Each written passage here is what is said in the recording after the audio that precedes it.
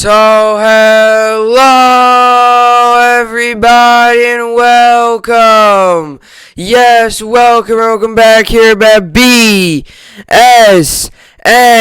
Network. Hiroki back here, BSN Network. This is BSN Network podcast here today. It is Friday, July 23rd. Hopefully everybody's having a good day so far and a good rest of their day yesterday. It is in fact Friday, July 23rd here today, coming off of another night in baseball last night. As the New York Yankees cannot find a way to get the win. They blow the lead late in the game to lose to the Boston Red Sox 5-4, and obviously a tough loss, a little bit of a frustrating loss, just not able to finish out the game, and we've seen that often here with the Yankees this season. Haven't been able to finish out games, haven't been able to, secure down wins, and haven't been able to rely on the bullpen to win us games. So definitely a tough loss for the New York Yankees last night. Chad Green blows it. We talked about it going into last night's game that the bullpen was going to be a big issue. And we knew that going into last night's game, that the bullpen was going to be an issue. We knew it that, there was going to be... there was going to have to be moves that were going to have to be made. We knew that, we had slim depth there.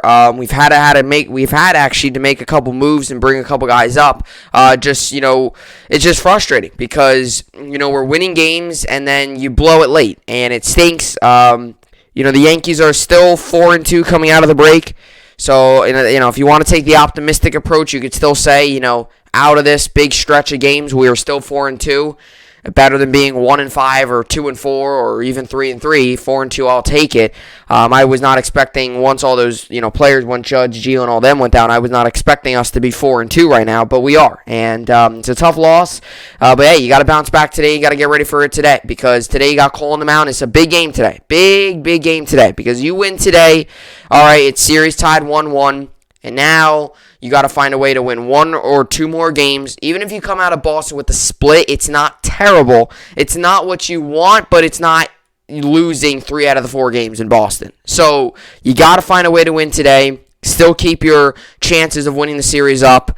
Obviously, we still got 3 more games to go. Luckily, with the 4-game set, we still got 3 more games to go. Game today, game tomorrow, and game Sunday. So Yankees got to find a way to get back on track with a win. The Mets obviously did not play yesterday. They took the win on Tuesday against the Reds. They had a day off yesterday. They will start a 3-game set today, took the win Wednesday against the Reds. They had a day off yesterday. They will start up a 3-game set today against Toronto, and something that's pretty cool about that series is Toronto. That's their last homestand before last road trip, and their next home game will be at home, literally at home at Rogers Center, back in Toronto. They finally were able to get back into their stadium, so they're not playing in Buffalo anymore. They're done in Buffalo. They're now moving on over to back over to Rogers Center, which is in Toronto, obviously where they were supposed to, where their home stadium is. So they will have, I believe, July 30th there. So they have one more road trip, and then their next stop is actually back at home. And that's been one thing to say. It's been crazy because the Blue Jays have really not had home field advantage. They've had, obviously playing in Buffalo and all that, but they've really not had home field advantage. So it's great to see that they're going back to their stadium, and things now are pretty much back to normal because I would assume the Toronto Raptors are also going to play their next season back at their home stadium, or home arena rather, as well. So Yankees play today against the Red Sox. Second game of the 4-game set. Blue Jays Mets will open up tonight. Mets start up 3-game set tonight back at home. Finally, Mets have been on the road a little bit here. Started off 3 in Pittsburgh, then 3 in Cincinnati. So 6 road games to start off the second half of the season. They finally get back home tonight. Other than that, it's crazy to think a week ago we were talking about the New York Yankees possibly not even playing a game due to the COVID situation. So it's great to see them back and great to see them back and going. But like I mentioned, Yankees play today against the Red Sox, and the Mets will start up a 3-game set against the Blue Jays tonight, weekend series as well. And obviously, the Olympic opening ceremonies is tonight, so that should be or not tonight. It's happening actually right now. So that should be pretty good as well. Alrighty, so let's get to the topics for today's podcast. As always, we got a lot on table for today's podcast. I wanted to get into the Rangers signing Barclay Goodrow. The Rangers have agreed to terms with Barclay Goodrow, and I want to talk about this move, tell him what he brings to the table for the New York Rangers. And obviously, one of the things that the Rangers have been lacking, not just this year, but in recent years, recent seasons, is the fact that they have not had physicality. They have not had a guy that can really win games close in the trenches. They have not had a guy that can really come up big late in games, make a big hit,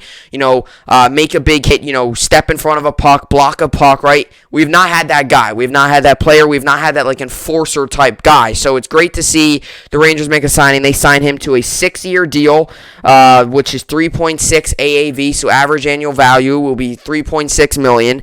And a lot of people think it's a very big move. They did give him a good amount of money. It's not much off the cap. It doesn't hurt the cap as much, but they did give him a good amount of money. So the New York Rangers have officially signed Barclay Goodrow, and the crazy NHL offseason continues. The NHL drafts tonight. We'll see if the New York Rangers make any more moves, maybe moving out of their draft pick and trading it. Eichel's name has popped up. We'll see what happens. I want to get into that to start it off. Then I want to get into Nelson Cruz and the Twins. The Twins have officially traded Nelson Cruz to the Tampa Bay Rays. The Twins are, I guess you can kind of say, the first team to officially sell, as they sell one of their best players, Nelson Cruz, to the Tampa Bay Rays, rather. 41-year-old is still playing at a very high level, was an all-star this season, batting I believe .293, still playing at a high level, still got a lot of gas left in the tank. He now goes to the Tampa Bay Rays, and this is a much needed pickup for the Rays. The Rays needed a DH for the past couple seasons. The Rays have not had an everyday DH. They've had a couple guys come in and out, and a couple guys, be in that DH spot. They just never had enough power coming from the DH spot. They finally get it in Nelson Cruz, and now the AL East looks a whole lot more interesting, because now you look at the Tampa Bay Rays, and they got a whole lot better by this signing of Nelson Cruz, and the Twins get kind of what they want in return, but also they kind of sell a little bit as they're struggling this season. It looks like we know what path they will take in the trade deadline. Then I want to get into the New York Sports Update and finish it off with the New York Sports Update. As always, we got the Yankees on today, Mets on today, and other than that, that's it. Do want to just mention one thing. Terrible news to hear that Jets assistant coach Greg Knapp passed away yesterday, obviously with the bicycle accident.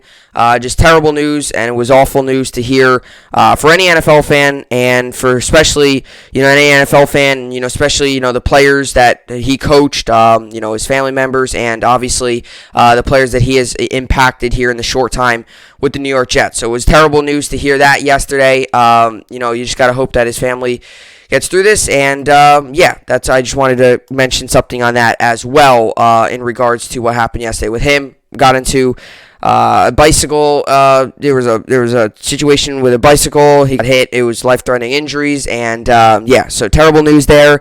The New York Jets released many statements. It was supposed to be really the guy that was supposed to lead Zach Wilson and help him out a lot. So terrible to see that, and it's just not good news. So I just wanted to mention that as well. Alrighty. So with all that being said, that will do it for the introduction, and with all that being said, this is the BSN podcast, and let's get right into it.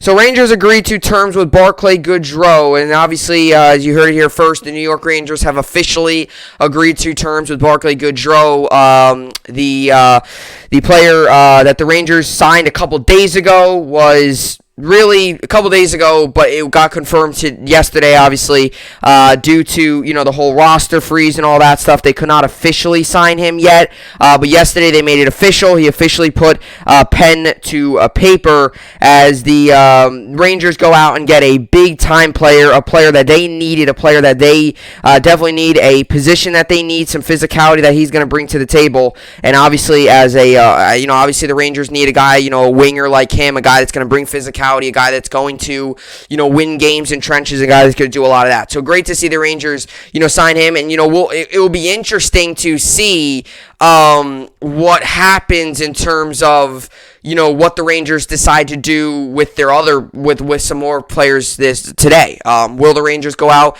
and get Jack Eichel? A lot of people, including myself, predicted that if the Rangers are going to make a move, or if any team in the NHL is going to make a move for Jack Eichel, it's going to be at the NHL draft. So it will be interesting to see what the New York Rangers decide to do today, whether or not they want to go ahead and go out and try to go all out on Jack Eichel. Now, they have not released his medical reports, which is a little interesting, which might mean that the Buffalo Sabres are wanting to hang on to him, or maybe they are still in the situation of, what do we want to do? Do we want to give him up, or do we not? So we'll see what the Rangers do with that today.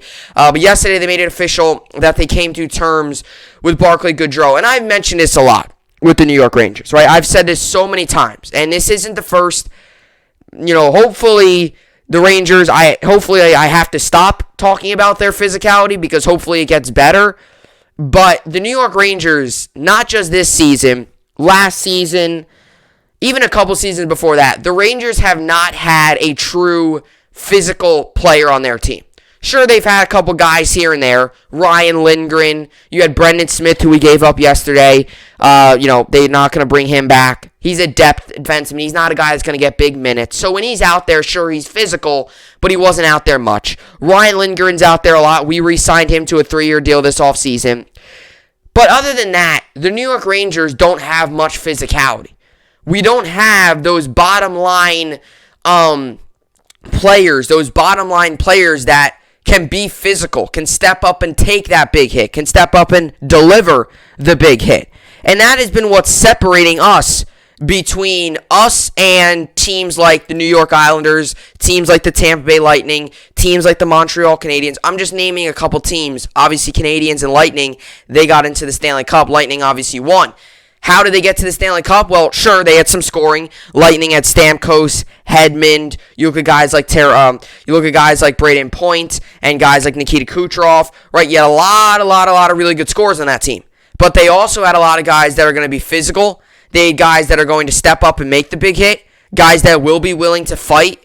And guys that ultimately are going to win games in the trenches. Block shots, not afraid to take a hit. The New York Rangers have lacked that in the past really couple years here. And especially last year in the shortened 56-game season, we lacked it, I think, the most last season.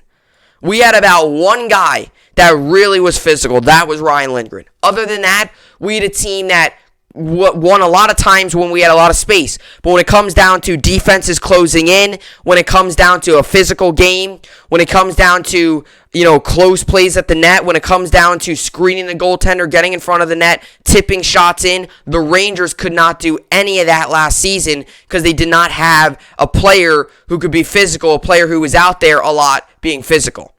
And the Rangers have just made this signing with Barclay Goodrow, brings physicality, brings, not going to let down, really just going to go full at you. He's going to go out there and skate 110%.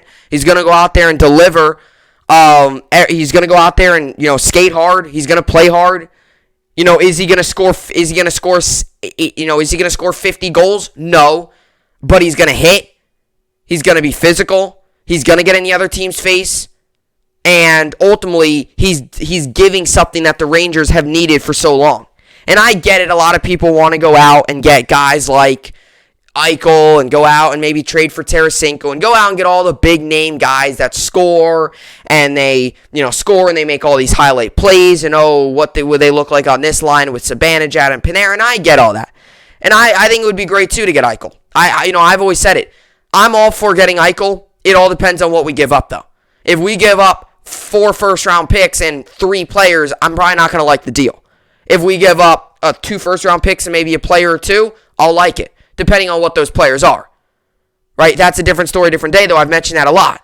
So as much as people might want to go out and get Eichel and all those big-name guys that are all available, what the Rangers really need, they don't really need to score. They got that in Panarin and Zibanejad. They don't need the guy that's going to be able to make that pass, make that feed. They've already got that in Panarin. You could also say they got that in Adam Fox, who really showed a great ability last season to assist. They don't need a guy that's going to go out on the ice and play a lot like an Adam Fox. People, I tend to say like a defenseman. They don't really need a guy like, a guy that's going to go out there and play 25, 27 minutes of ice time a night. They don't need that. They got that in Adam Fox. You could even say Panarin and Zibanejad can get up there too. Close games late, they'll be out there. And other than that, they don't need... they've got some other forwards on their team that can score goals like Buchnevich and Strome and guys like that. They don't need scoring. That's the last thing they need. They don't need a goaltender. The Rangers actually, and I've talked about this, the Rangers, as much as, we didn't make the playoffs last year, and as much as, we didn't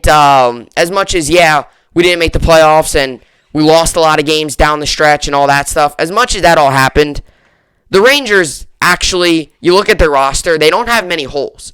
There's a couple holes here and there that if you fill them and then all of a sudden you become a real contender, it's going to take time to fill them. That's why we have a lot of young talent that you got to hope fills those holes. Big year for Kaapo Kakko, Alexi Lafreniere going to his second year, Keandre Miller going to his second year. That's another thing. It's not like the Rangers need a new young defenseman. We've got two young defensemen, Adam Fox and Keandre Miller. Fox is going into his third year. Keandre Miller is going into his second year. So it's not like we need young talent. It's not like we need... like a veteran I guess you could say we might need some veteran presence on this team, but it's not a massive need. What the massive need for the New York Rangers is a guy that's going to bring physicality and a guy that's going to hit. A guy that's going to, go out there and, not afraid to take that hit. Not going to be afraid to stand in front of the net, block a shot, win games close. Because if you notice what happened last season with the New York Rangers, right, we would win, right? And like I said, I'm not taking anything away from our wins. A win's a win, that's all great.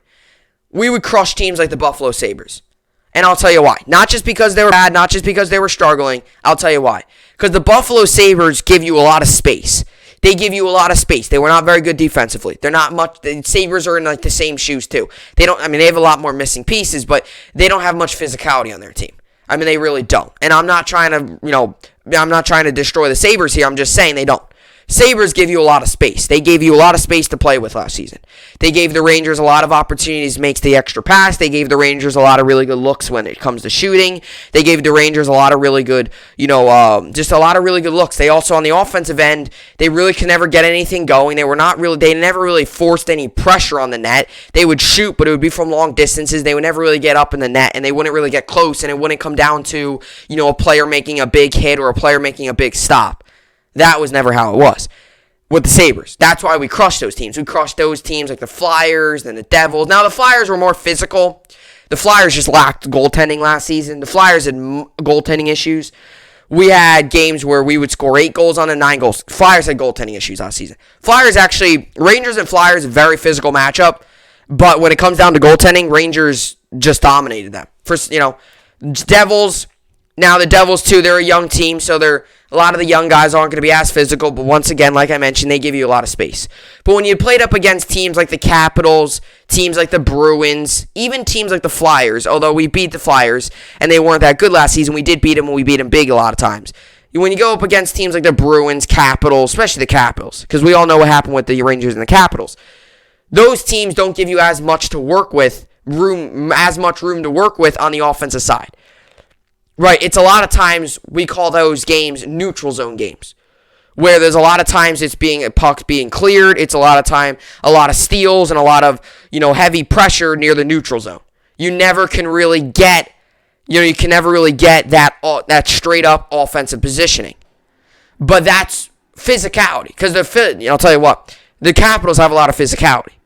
Why did they win those games? Because they're physical. Late in games, they would hit. They would win games in the trenches, close games, close defense. They would have that guy or two players that would go in, make that big hit, cut off that pass. Rangers didn't have that last season. Yeah, sure, we could score, but when it came down to close games and physical, Rangers couldn't win. So we now finally get a guy that's going to be physical. And now all of a sudden you look at it and sure, is it a 6-year deal and it's big? Yeah, it's a long deal. For a guy that is not a superstar by any means.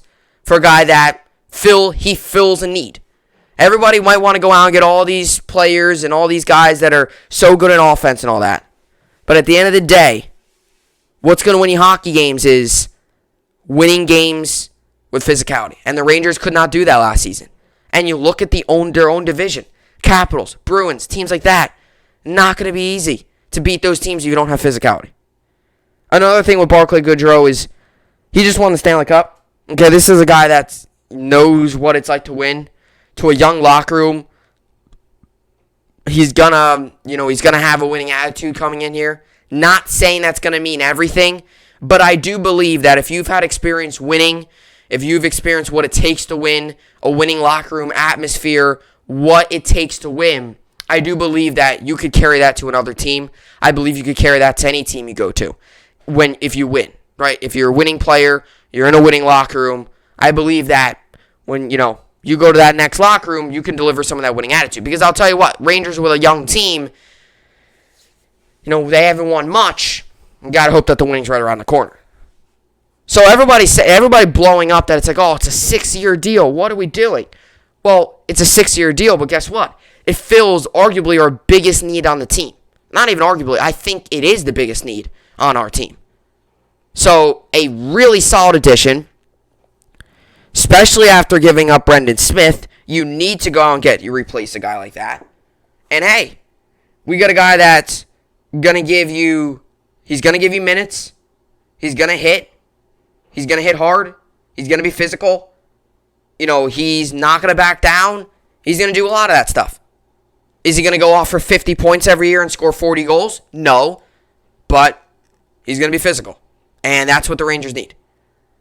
Look at the New York Islanders, for example. Great example.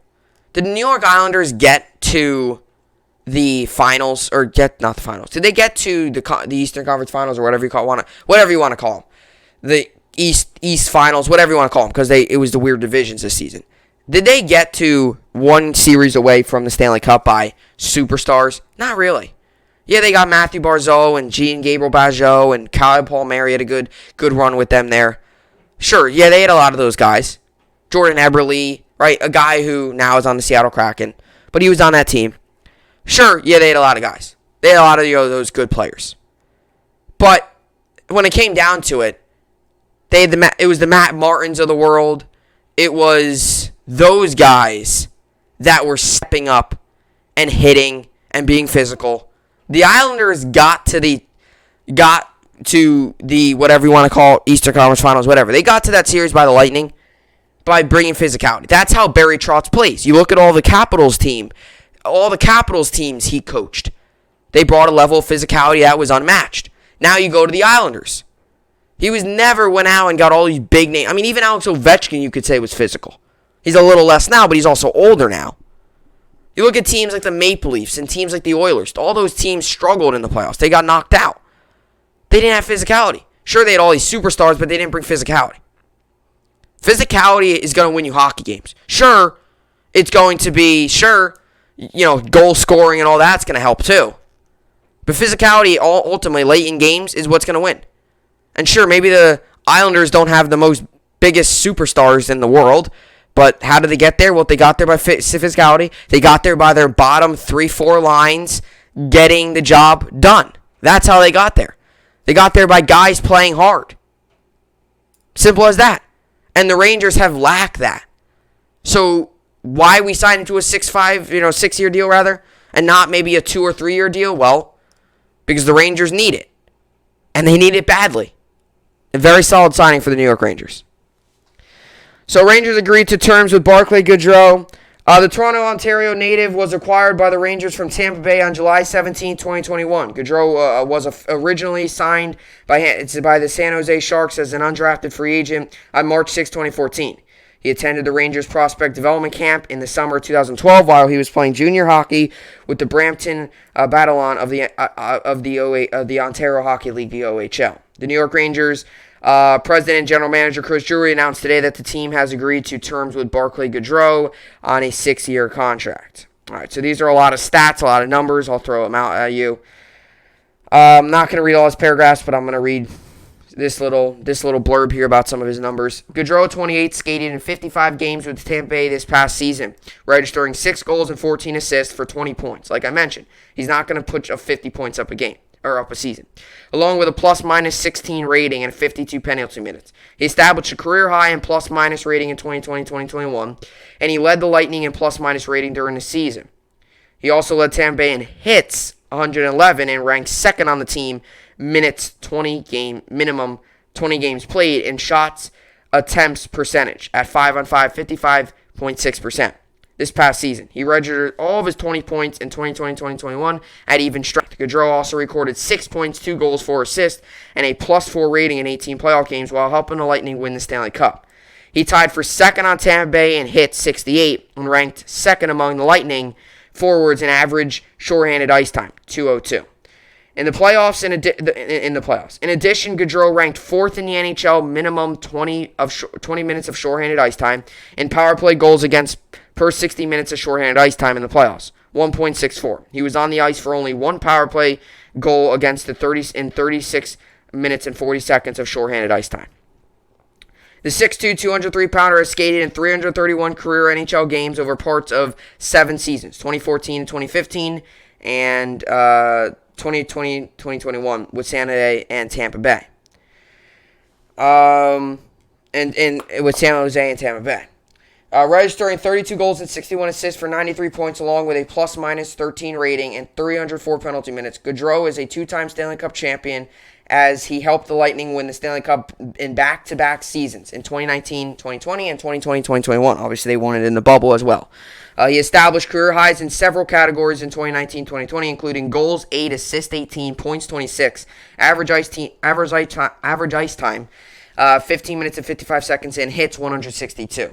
Goodrow has recorded at least 100 hits in each of the last 3 seasons.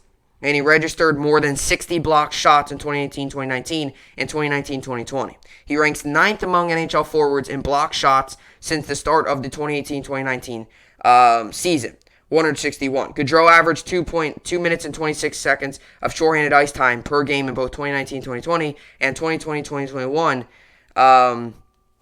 He was on the ice for 5 minutes, 5.29, and 5.39 power play goals against per 60 minutes of shorthanded ice time. So those are just some numbers. I'm not going to read the rest of them because it is really long, and until we're already on 27 minutes here. So I'm not going to read it all. I will read this little part of it later because there's still a lot more stats to get through, but I'm not going to read all that. I'm going to read this little part here, though. Goodrow has skated in 65 postseason games in his NHL career, including 43 over the past 2 seasons. And he has registered 14 points, 5 goals, 9 assists, and a plus-minus 6 rating in those 65 contests. He has helped his team advance to at least the 3rd round of the Stanley Cup playoffs in each of the last 3 seasons. He helped San Jose advance to the Western Conference Finals in 2018-2019 prior to winning the Stanley Cup with the Tampa Bay Lightning in 2019-2020 and 2020-2021. Goodrow registered the game-winning goal in overtime in Game 7 of the Sharks' first-round series against the Vegas Golden Knights in 2019.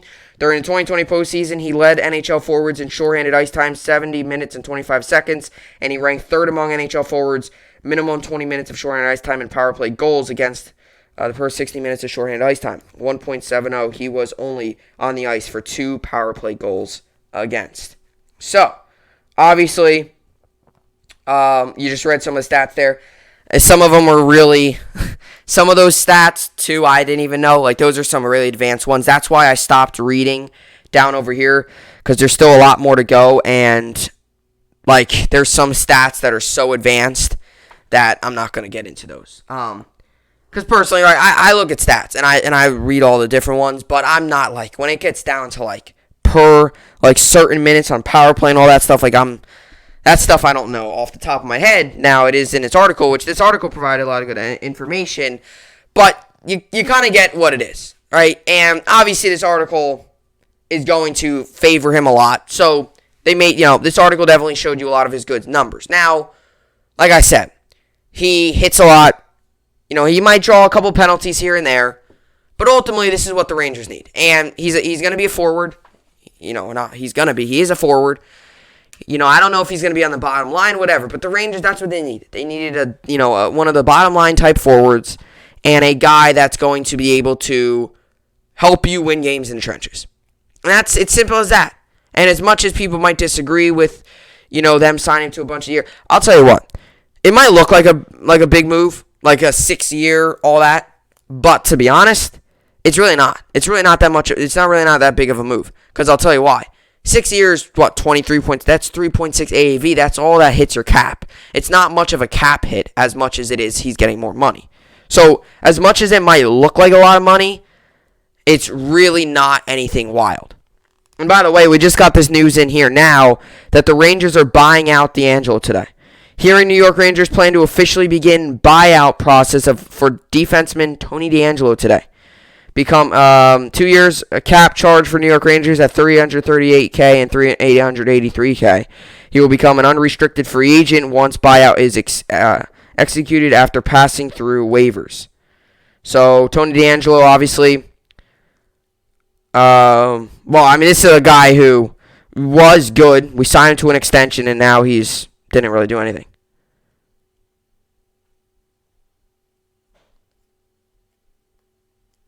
All right, so they gave away Tony D'Angelo, and it looks like, and then here and insert Barclay Goodrow. So, like I mentioned, kind of just final thoughts to wrap this up. Like I said, he's going to be a guy that's going to bring physicality. He's going to hit. He'll dish out assists. Now, like I said, he's not a 90-point player where he gets 40 goals and 50 assists. No, that's not many players out there like that. But he can dish out assists, but the biggest part of his game is physicality. That's really it. And Rangers need that, and they got it. So I think it's a good move for the Rangers, and it's going to bring, a forward now with physicality and be able to hit and the ability to hit and the ability to win games when it's very close. So that's what I got for Barclay Goodrow signing with the New York Rangers. And coming up next year, we got some big news as the Twins trade Nelson Cruz to the Tampa Bay Rays. I'll get into how this is a very big move for the Tampa Bay Rays and how it shows us all that the Minnesota Twins will be selling at the deadline. We'll get into this coming up next. Alrighty, so the Nelson Cruz traded from Twins to Rays in 4-player deal. So yes, you heard that right. Nelson Cruz is moving on. He is no longer a Minnesota Twin. He is now going to join the Tampa Bay Rays here in this 4-player deal as the Tampa Bay Rays get a much-needed boost. And obviously with the trade deadline right around the corner, July 30th, only about a week away from it, obviously 7 days away. Today's July 23rd, so only about a week away from the trade deadline that happens on July 30th. Should be very interesting. What do teams do? What do the Yankees do? What do many other teams do in terms of buying, selling, staying put, not going all out, maybe, being patient, liking, what you have already. And we've obviously just got word, got word yesterday that Nelson Cruz is being traded to the Tampa Bay Rays. And this obviously is not a surprise. I don't think many of us expected Nelson Cruz to finish out the year with Minnesota. I don't think many of us expected Nelson Cruz or the Minnesota Twins rather, to hold on to a lot of these guys. They are obviously having a very bad year. They're struggling this season. They're not winning games. They're losing a lot. Their lineup hasn't been good. Going into the season with pretty high expectations of, probably a playoff team, they've exceeded, underachieved a lot this season. Josh Donaldson, Nelson Cruz, Miguel Sano, you expect those guys to produce, and just they have, Nelson Cruz has produced a lot. But other than that, they've just not gotten enough production from their lineup. Byron Buxton earlier in the year was, hitting so well. He ended up getting injured. He hasn't returned yet. He might get traded. So the Twins season has kind of just snowballed really since the start. And not that they started off by any means really good, but it did. The Twins season just snowballed really since the start here. And it's one of those things where, you go into the season with expectations of being a solid team, go into the season with expectations of, we're going to go out, we feel like we're confident in this roster, and it just didn't work out. And the Tampa Bay Rays, a team who went into the season obviously with the expectation of, we got a team to go back to the World Series again. Now, I obviously never really completely bought into that, losing some of the pitchers, losing some of those guys on that roster. the Rays have had a very successful season. They're right now they're only a couple games back of the Red Sox right now, and they're continuing to find ways to win. And one of the issues with the Rays, right? You look at their lineup, and you see guys like, you see guys on their lineup like Meadows and Manuel Margot, who's been injured. The Rays, in a way, like their lineup by any means is not overpowering. Like, it's not crazy overpowering. Like, they have a couple good bats here and there, but it's nothing like it's not overpowering. Like, you look at their lineup, and it's nothing like crazy special. It's just they hit very well in the clutch. They score. They hit well in the clutch. Guys like Joey Wendell, right? It's not anything crazy. It's not like they've got these big name superstars in the lineup, but they get the job done. And Wander Franco, who's gotten called up, right? It's not like this lineup. If you look at the Rays lineup, it's not like it's anything crazy special. It's a couple good bats here and there, a couple good contact hitters, a couple good power hitters, and other than that, that's really it. But their lineup's been working, and it worked last season. It's worked again this year. Sure, their pitching has given them a much-needed boost. But you look at their lineup, and not one guy in that lineup really sticks out to you like, wow, he's been dominant this year. Together as a lineup, collectively, they find ways to hit, and they find ways to hit in the clutch, score runs, and get RBIs. And that's been one of the Yankees' biggest struggles this season, is not hitting in the clutch. And I've talked about it so many times, hitting in the clutch is very big. And if you can hit in the clutch, then you're going to have a successful season, and that's what the Rays can do. They get runners on, they stay on, and they get big hits, especially late in games. And now they go out and get a much-needed addition. For the past couple years, the Tampa Bay Rays, I think we can all agree, have not had a really, everyday solidified DH on their roster. Sure, they've had, Yandy Diaz as DH sometimes. Sometimes you got G-Man Choi. You had a couple guys here and there that were DH'd. You had a couple guys here and there. But they've never had a DH that is really going to go out and produce for them. They haven't had that. They haven't had it, and frankly, they still, you could say, don't have that. Now they get it in Nelson Cruz. They get the DH. They get what they needed. This is exactly what the Tampa Bay Rays needed. And the Rays are being buyers. Going out, getting a guy who is a veteran, bringing him into a locker room that needs it a lot. I mean, this is what the Tampa Bay Rays needed. They needed a DH. They've not had that power bat in the lineup that can get that can really they've not had that big power bat in the lineup that can make that huge impact. Sure, they hit well, and sure, all that great stuff, but they've not had that big power bat, that high average bat in their lineup. They haven't. They just haven't. And now they get that in Nelson Cruz. And yes, you might look at the age and you might say, wow, well, Nelson Cruz is 41 years old. He's actually playing. I talked about this yesterday, and this might be a crazy comparison. Mark Giordano, who I talked about yesterday, the hockey player, right? He's actually getting better with age. As he's aging, he's actually gotten better. Same thing with Nelson Cruz. The guy is batting .293 this season, and he's 41 years old. I mean, this is a guy that you're talking about last season, or this is a guy you're talking about, there's a good chance that he, you're talking about a guy that 41 years old. He's towards the tail end of his career, and you could definitely say that. But he's not playing like he's at the tail end of his career. He's playing like he just came into the league. He's playing, really good baseball. He's a power hitter. He hits a lot of home runs.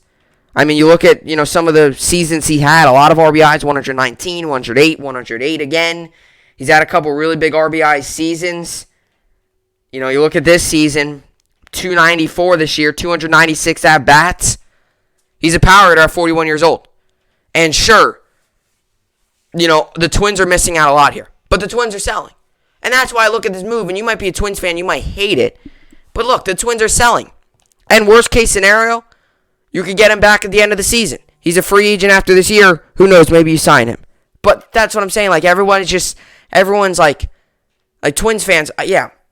But Twins fans, you got to expect this. Right? You can't tell me that you expected them to buy or not sell. I mean, the Twins have been terrible this year. But the Twins get back what they wanted. They get a 4-player. They get a couple pitchers. They get a couple minor leaguers. And the Twins are going to build for the future. Nelson Cruz is not part of the future. Nelson Cruz is really good right now. 41-year-old is not going to be a part of the future. But this is a guy that could still rake. And this is a guy that could still help out a team. And this fills the biggest need on the Tampa Bay Rays. And that's a DH, a power hitter. That is. And sure, he's a power hitter, but he still hits for average. He's 293 this season. So it's not like he's 250 and he's only hitting for power. No, he's 293 and he's hitting for power. Now, the Rays have a power hitter, Mike Zunino, but he's batting like 190. He hits a home run or nothing. For Nelson Cruz, he hits a lot of home runs, but he keeps that average up. He gets RBIs. He hits a lot with runners on. This is exactly what the Rays needed. And it brings a veteran into not an incredibly young locker room, but not an incredibly veteranized locker room either. It brings a veteran into a locker room that has got some young guys, got some a little bit older guys, nothing crazy. It's not an incredibly young team. It's not an incredibly old team. It's about in the middle. There's a couple older guys. There's a couple younger guys. Wander Franco just got called up, so he's really young. It's a mix. But still, I've always mentioned this, there's nothing better than getting a veteran who's been through a lot, has played a lot in this league, coming into this locker room. And he's won a lot too. I mean, this is a guy who's had a very successful career. And yes, he has not, this season they've struggled, the Twins. I understand that. But he has had a great year. He's batting 293. It seems like he has fun playing the game. And it's a great move for the Rays.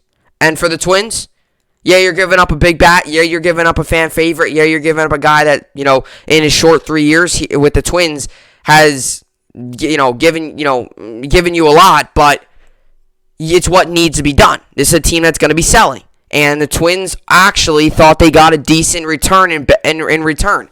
But it makes sense.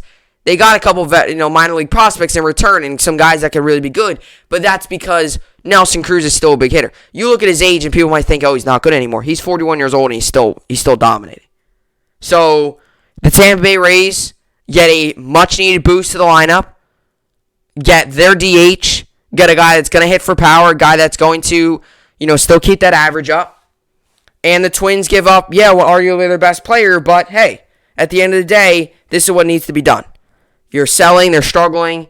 This is what needs to be done. And I probably find the Twins record right now. Rays right now stand at 58-39, and Twins stand at, I can't even find the Twins. Okay, Twins stand at 41-56. So Twins are losing, they're not doing well, they're going to sell. All right, so Nelson Cruz traded from Twins to Rays in 4-player deal. The Minnesota Twins announced Thursday they are trading designated hitter Nelson Cruz and minor league pitcher Calvin Foucher to the Tampa Bay Rays for minor league pitchers Joe Ryan and Drew Strotman. The veteran slugger just keeps hitting home runs, hitting 294 with 19 dingers, 50 RBIs, and a 907 OPS in 85 games this season. Between 2014 and 2019, Cruz never dipped below 37 homers in a season and hit 40 or more dingers 4 times. Last year, he managed to leave the yard 16 times in just 653 games during the COVID-19 shortened season. So his power hasn't left him later in his career. But the Twins surprisingly struggling this season, going 41-55 thus far. A fire sale appeared to be coming. That made a veteran like Cruz, who will be a free agent after the 2021 season, a logical piece to move. For the Rays, the 6-time All-Star bring a much-needed power boost to the middle of the lineup, though he'll need to be utilized primarily as a DH, as he doesn't offer much in the field at this point in his career. In fact, he hasn't played the field since 2018. But Tampa added him for his bat. Even at 41, Cruz is still slugging. Cruz's acquisition should make Austin Meadows Tampa's everyday left fielder and will likely shift Randy Rosarena into right field. Then, while Manuel Margot and Kevin Kiermaier should split time in center field. However, those outfield promotions shake out.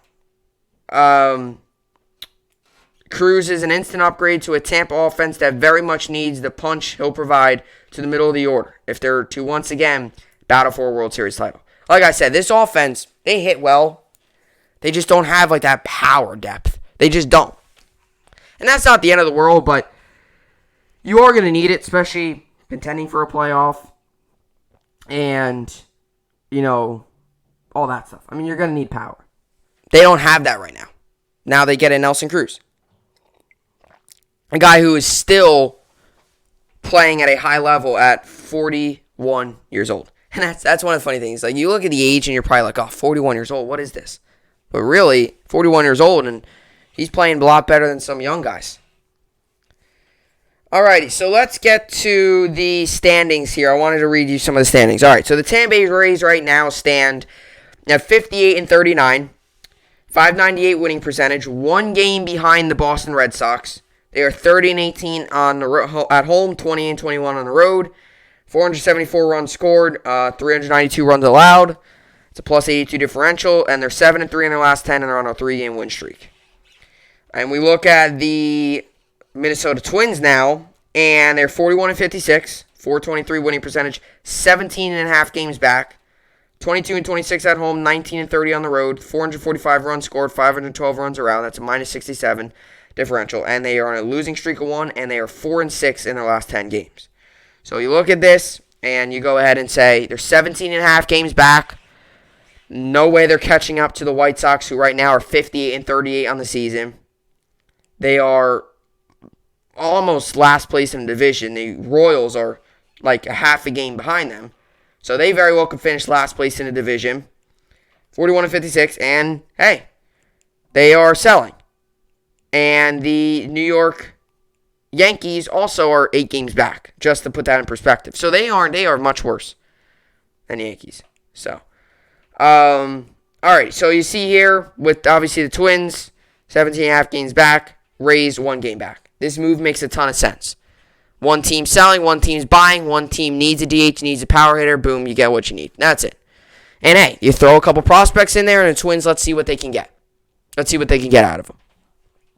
But Nelson Cruz, for 41 years old, and also a Rays team too, who right now is plus 2.5 in the wild card.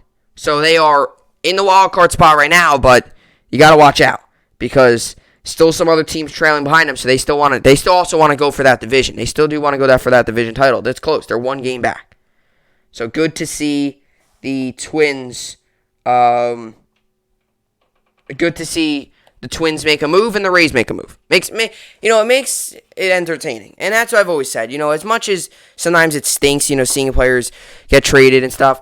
It's just fun though to see moves be made. Like we've been talking about the trade deadline for so long now, and nothing's really happened. Now it will be interesting to see what the Twins do. Do the Twins decide to move on from Byron Buxton as well?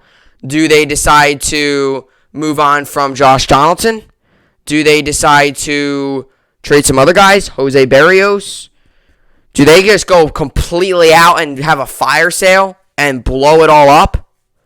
I think there's a good chance that they do. I think there's a good chance they go out, blow it all up, fire sale, and completely restart with young players, prospects.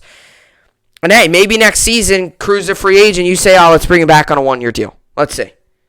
Bring a veteran into a young locker room. Let's see what he can do. Maybe you do that.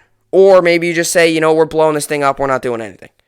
Either or. But definitely the first big move of the trade deadline, and I'm sure there's more to come within the next 7 days here, and we'll see what the Yankees do these next 3 games against the Red Sox. That's a big decider. I really believe this is it, because if you get swept by the Red Sox, and you don't beat the Rays, you're done. But if there's a good chance, I think, that they could, there's a good chance that the Yankees could, whether or not they will, we'll see. We'll see whether or not, we'll see whether or not the Red Sox and the Yankees, whether the Yankees will beat the Red Sox. That's going to be interesting. So I'm just looking here at more of the numbers. It's really wild because this is a Twins team at the beginning of the year was expected to be in contention to finish first place in a division. And especially with the Indians at second place in division, with the Indians losing, Francisco Lindor. Pretty crazy. One thing I want to say about the Indians, they always find a way to keep their head just above water. Like, they never completely get sunk and they never completely stink. Even without Lindor, they've always find a way to keep their head above water. They are 48 and 46. They're 9 games back in first place, but it's not like they are terrible. And they're 6 back in the wild card, so it's not even like they're completely done. And mathematically, they still have a shot in division. The Indians have always done that. They've always been so close. Like every year, it's so close to just falling off. Like Francisco Lindor gone, Carlos Carrasco gone. Indians are gonna be terrible. And look, the Indians right now are 48 and 46. They're just keeping their head above water, and they're 6 back on a wild card. So it's not even like it's just crazy. It really is. So, alrighty, that's what I got for the Alright, so that's what I got for the Nelson Cruz here. Just reading through some other numbers. Let's get to the New York Sports Update here to finish off the podcast and finish it off for the week. Alrighty, as for yesterday in the MLB, the A's won, Giants won, Padres won, Angels won, Rays won, Braves won, Cardinals won, and Tigers won. Red Sox won yesterday 5-4 in 10 innings. Yankees moved to 50-45 on the season. Definitely a tough loss. Just definitely a tough loss, but we'll see how it all plays out. So, so that's what I got there. And let's get to today's games. Today we got the Cubs, Diamondbacks. I'll give Cubs the win. Phillies, Braves, give Phillies the win. Nationals, Orioles, give Nationals the win. Mets, Blue Jays, get to that in a second. Reds, Cardinals, give Reds the win. Padres, Marlins, give Padres the win. Rays, Indians, give Rays the win. Angels, Twins, give Angels the win. Cheaters, Rangers, give Cheaters the win. Royals, Tigers, give Royals the win. Brewers, White Sox, give Brewers the win. Giants, Pirates, give Giants the win. A's, Mariners, give A's the win. Dodgers, Rockies, give Dodgers the win. Mets play today as well. Mets come in this game 50 and 43. Blue Jays come in this game 40 and 44. The Blue Jays got Steven Matz on the mound. He's 8-4 with a 4.43 ERA. Steven Matz facing up against his former team. And the Mets got Tyler McGill on the mound. He's nothing yet recorded in the record, and he's got a 2.62 ERA. This game goes on today, 7:10 p.m. Eastern Time on SNY. 57% of people think the Blue Jays will win. I'm going to give the Mets the win. I mean, Steven Matz isn't great. Taylor McGill he's had some performances. Defense hasn't helped him out either. I don't know. I guess the Mets. Why not? Right? Why not? Alrighty, and the Yankees also play today. Yankees come in this game 50 and 45. Red Sox come in this game 59-38. Yankees got this game goes on today, 7:10 p.m. Eastern Time on MLB Network. You could also find this game on Yes Network. Yankees got Garrett Cole on the mound. He's 10-4 with a 2.63 ERA, and the Red Sox got Eduardo Rodriguez on the mound. He's 7-5 with a 5.19 ERA. 51% of people think the Red Sox will win. I think, man, Cole on the mound, give it to the Yankees. They did it last time against the Red Sox when Cole on the mound. We'll see. This is a big game for the Yankees, though. This is big. Like, you win this game, you still have a chance of winning the series. You don't, you got to find a way to at least win Saturday and Sunday and split. But then you don't make up any ground in the division. So, big game for the Yankees. Alrighty, and as for fantasy baseball, I'm currently winning 179 to 178. Today I've got going Yadier Molina, Matt Olson, Jake Cronenworth, Austin Riley, Marcus Semien, Gene Segura, Josh Harrison, Christian Yelich, Whit Merrifield, Austin Meadows, Dylan Carlson, Avisail Garcia, and Franmil Reyes. I'm still benching Carlos Correa. He's not really doing anything because he's still been struggling. Not doing anything at all. And I'm not going to play Jesus Aguilar today just because he is he's been struggling a little bit here. -2 points yesterday. 1, -2, -1. So he's been struggling a little bit. So I stat him. We do have an injury update here. Actually, a positive one on Manuel Margot. Margot hamstring will begin a rehab assignment at AAA Durham on Thursday and is set to play 7 innings in right field. Mark Topkin of the Tampa Bay Times reports. So that was yesterday. So gotta hope that everything went well with that. No updates on Voit, Bregman, Eflin, or Glasnow, but an update on Margot and a good update. And other than that, that's really it for fantasy because I'm currently winning by 1. So I got Cole on the mound today and Musgrove on the mound today. So I got 2 pitchers on the mound today. I mentioned this yesterday. Pitching's huge in fantasy baseball. You have good pitching, you'll do just fine. Because you will do just fine. You have good pitching, you'll do just fine. That's why some people, they pick up pitching every day. So then they pick up pitching like every day. If you have pitching, you'll be just fine. It's usually how it is. So I got 2 pitchers going tonight. Musgrove against the Marlins, Cole against the Red Sox. You got to hope Cole is a good performance, not just for fantasy baseball, but for the Yankees. And it's a big game tonight. So that will do it for another podcast here today. That will also do it for the week. So another week of podcasts in the books. July 23rd, getting closer and closer and closer to Jets training camp. Cowboys and Steelers training camp started, so that's great. Excited to see training camp get going here, as it's always a fun time. With all that being said, though, that will do it for the podcast here today. As you all know, I take breaks on the weekends, so I will see you all back here on Monday. Everybody have a good weekend. Enjoy all the sports are on. Have a good weekend. I will see you all back here on Monday. Hope you enjoyed it, and thanks for watching.